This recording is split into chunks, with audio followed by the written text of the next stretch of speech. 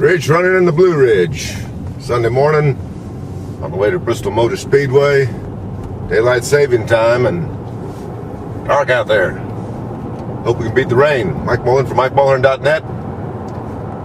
Jerry Logano, Kurt Busch on the front row for today's Bristol 500. Brad Keselowski and Carl Edwards made their peace, had their big meeting with NASCAR. Car owners Roger Penske and Jack Roush have talked things out. Pretty uneventful nationwide race on Saturday. Roger went 1-2 with Justin Allgaier, edging Keselowski by a couple of car lengths.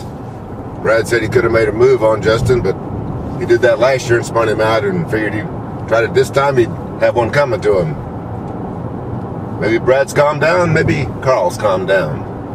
I'll tell you, it's kind of hard to calm down at Bristol. 500 laps. Ever since they widened the track out, it's changed the nature of the racing. I don't know if it's any better. Drivers like it. I don't know how the fans like it. They haven't been too enthusiastic.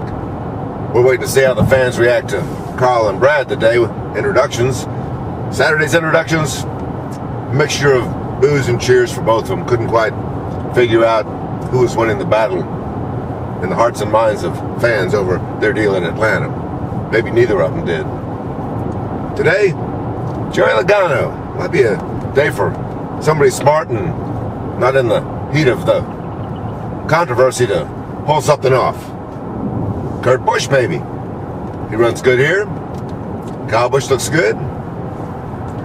Kevin Harvick's pretty deep in the field, and he's the points leader.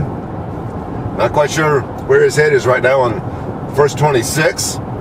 Does he want to keep leading the points? Does he want to sign a new contract with Childress? Does he want to just cruise to the playoffs? Kind of hard to read him.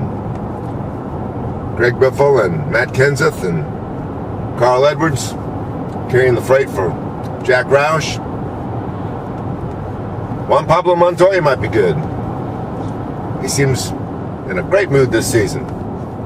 Got Childress horsepower again. Looking strong.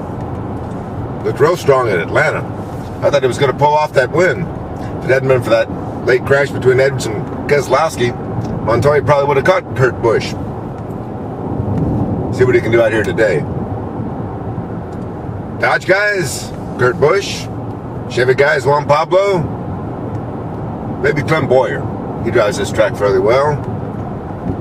The Hendrick guys couldn't quite tell what they were doing in Atlanta.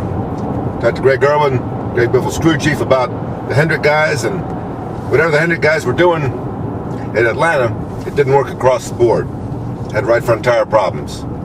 Goodyear's got a new tire here. And it's not working out too well so far. Might work out a little better in the race.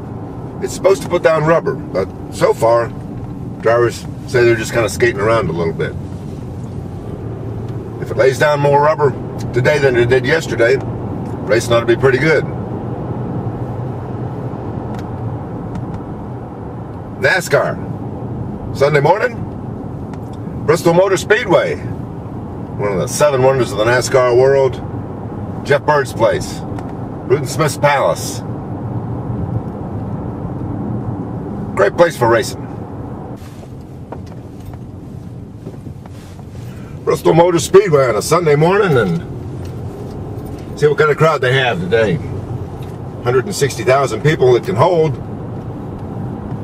See who shows up to see one of NASCAR's first short track battles of the season. Ought to be a good one. I think these guys are hot to trot. Juan Pablo Montoya says NASCAR set the code of the West. You crash me, I crash you back.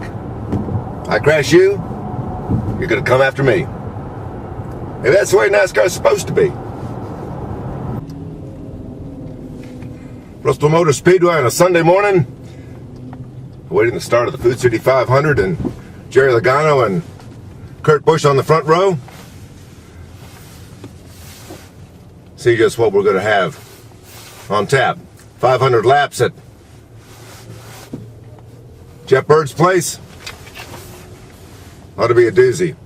After Atlanta, I think these guys are all psyched up for some hot action, and this is just the place for it.